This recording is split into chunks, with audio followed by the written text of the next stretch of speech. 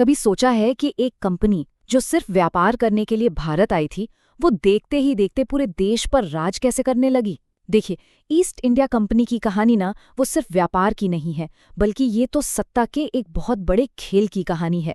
तो आज हम यही समझने वाले हैं कि कैसे ब्रिटिश संसद ने एक के बाद एक कानून बनाकर इस कंपनी को धीरे धीरे भारत का शासक बना दिया। देखिए, किसी भी देश को चलाने के लिए कुछ नियम कानून तो चाहिए ही है ना।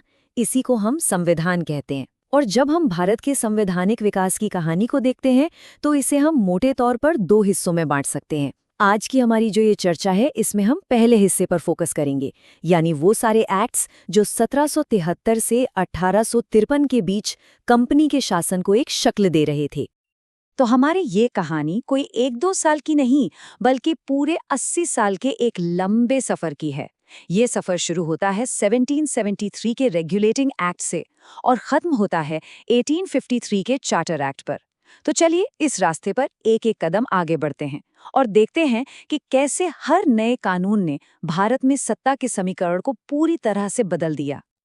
तो सब कुछ शुरू हुआ एक शब्द से, रेगुलेशन। ये ब्रिटिश संसद का पहला बड़ा दाव था। देखिए, ईस्ट इंडिया कंपनी की ताकत भारत में बेतहाशा बढ़ती जा रही थी और अब ब्रिटिश सरकार को लगा कि इसे काबू में करने का वक्त आ गया है।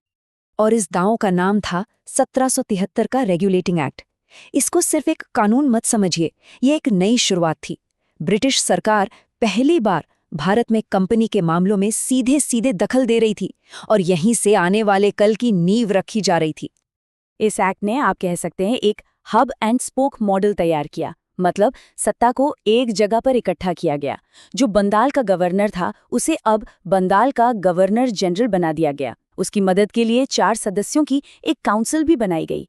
और सबसे बड़ा बदलाव ये था कि मद्रास और बॉम्बे के गवर्नर अब उसके नीचे, मतलब उसके अधीन काम करेंगे। तो चलिए एक नजर डालते हैं कि 1773 के एक्ट से क्या-क्या बड़े बदलाव हुए। पहला, बंगाल का गवर्नर बन गया गवर्नर जनरल। दूसरा, बॉम्बे और मद्रास के गवर्नर अब उसके अधीन आ गए।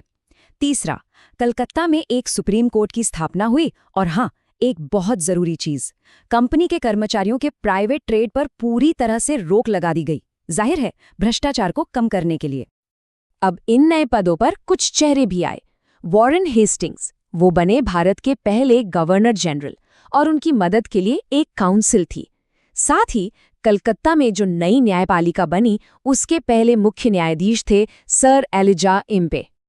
लेकिन देखिए, कोई भी पहला कदम परफेक्ट नहीं होता। इस पहले एक्ट में भी कई कमियां थीं, तो अब इन कमियों को दूर करने के लिए एक नई और कह सकते हैं काफी चालाक प्रणाली की जरूरत थी। इसे हम दोहरे नियंत्रण या डुअल कंट्रोल के नाम से जानते हैं। 1773 के एक्ट की कमियों को ठीक करने के लिए 1781 में एक्ट ऑफ सेटलमेंट आया। ये एक तरह का, आप कह सकते हैं कि एक विधायी पुल जैसा था, जिसने पुराने कानून की खामियों को दूर किया और एक बड़े बदलाव के लिए रास्ता साफ कर दिया। और वो बड़ा बदलाव था 1784 का पिट्स इंडिया एक्ट। ये एक ऐसा कानून था जिसने अगले कई दशकों के लिए खेल के नियम तय कर दिए। और हाँ, इसने ब्रिटिश सरकार की पकड़ को पहले से कई ज्यादा मजबूत कर दिया। इस एक्ट ने द्वैध शासन की शुरुआत की। इसका मतलब क्या है? सीधा सा मतलब है कि कंपनी के कामों को 2 हिस्सों में बांट दिया गया। एक तरफ थे व्यापारिक मामले, जिन्हें कंपनी के डायरेक्टर देख रहे थे, और दूसरी तरफ थे राजनीतिक मामले, जिनके लिए ब्रिटिश सरकार ने एक नया बोर्ड ऑफ कंट्रोल बना दिया। तो ये द्वैध शासन आखिर था क्या? आसान भाषा में समझते हैं।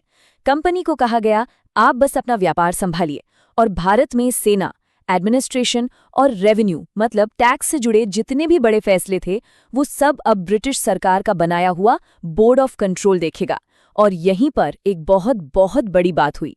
पहली बार कंपनी के कब्जे वाले इलाकों को ऑफिशियली भारत में ब्रिटिश पोजेशंस यानी ब्रिटिश संपत्ति कहा गया। अब कहानी में एक बहुत ही महत्वपूर्ण मोड़ आता है। कंपनी का जो असल मकसद था, यानी कि व्यापार, वो धीरे धीरे खत्म होने लगता है और वो पूरी तरह से एक एडमिनिस्ट्रेटिव बॉडी यानी प्रशासनिक निकाय में बदलने लगती है। ये था एक व्यापारी से शासक बनने का सफर। इस बदलाव का जो पहला बड़ा कदम था, वो था 1813 का चार्टर एक्ट। इसने भारत में कंपनी की जो ट्रेड मोनोपोली थी, मतलब व्यापार का जो एकाधिकार था, उसे लगभग खत्म कर दिया।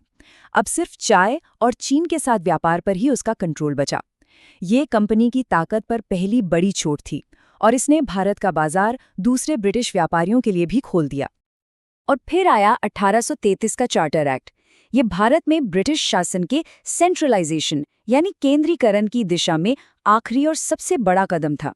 इस एक्ट ने कंपनी की भूमिका को पूरी तरह से बदल कर रख दिया। अब एक बहुत बड़ा बदलाव हुआ। जो बंगाल का गवर्नर जनरल था, अब वो भारत का गवर्नर जनरल बन गया। मतलब अब उसके पास पूरे ब्रिटिश भारत पर नागरिक और सैन्य अधिकार थे। इस एक कदम ने कंपनी को एक व्यापारिक संस्था से पूरी तरह एक प्रशासनिक संस्था में बदल दिया। अब वो सिर्फ ब्रिटिश राज की एक ट्रस्टी बनकर रह गई थी। इस एक्ट ने कुछ बहुत बड़े और उस समय के हिसाब से काफी प्रगतिशील सुधार भी किए।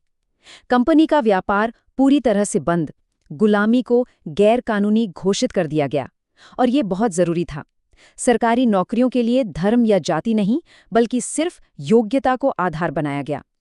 कानूनों को एक सही शक्ल देने के लिए लॉर्ड मैकाले को परिषद में एक विधि सदस्य यानी लॉ मेंबर के तौर पर भी जोड़ा गया। अब हम कंपनी शासन के दौर के आखिरी अधिनियम पर आते हैं। एक ऐसा एक्ट जिसने अनजाने में ही सही भारत में आधुनिक सरकारी ढांचे की नींव रखी। कह सकते हैं आधुनिक शासन के बीज बो दिए। 1853 के चार्टर एक्ट ने दो ऐसी नई चीजें पेश की जो आज भी बहुत मायने रखती हैं। पहला, शक्तियों का बंटवारा। इसने पहली बार गवर्नर जनरल की परिषद के कार्यकारी और विधायी मतलब कानून बनाने वाले कामों को अलग अलग किया। और दूसरा, सिविल सेवा में भर्ती के लिए एक ओपन कॉम्पिटिटिव एग्जाम की शुरुआत की। इससे भर्तियों के लिए भी प्रशासन में शामिल होने का रास्ता खुल गया। तो ये 80 साल का सफर कैसा रहा? चलिए फटाफट रिकैप करते हैं। 1773 में नींव रखी गई, 1784 में दोहरा नियंत्रण आया, 1813 में व्यापार का एकाधिकार खत्म हुआ, 1833 में सत्ता पूरी तरह से एक जगह केंद्रित हुई और 1853 में विधायी शक्तियों को अलग किया गया। हर कदम एक मील का पत्थर था जिसने भारत के प्रशासन को हमेशा के लिए बदल दिया। लेकिन ये सारे कानून और ये सारे सुधार आने वाले तूफान को रोक नहीं सके। जैसा कि हम देख सकते हैं, 1857 की क्रांति ने इस कहानी को एक बिल्कुल नया मोड़ दे दिया। कंपनी का शासन खत्म हो गया और 1858 से भारत पर सीधा ब्रिटिश ताज का शासन शुरू हो गया। इन सभी एक्ट्स ने मिलकर शासन की एक बहुत जटिल व्यवस्था तो बना दी, लेकिन वो आखिर में खोखली साबित हुई। तो सवाल ये उठता है कि आखिर वो कौन सी चिंगारी थी जिसने ब्रिटिश ताज को कंपनी का राज खत्म करके भारत पर सीधे हुकूमत करने के लिए मजबूर कर दिया? ये सवाल हमें कहानी के अगले और शायद सबसे अहम मोड़ पर ले जाता है।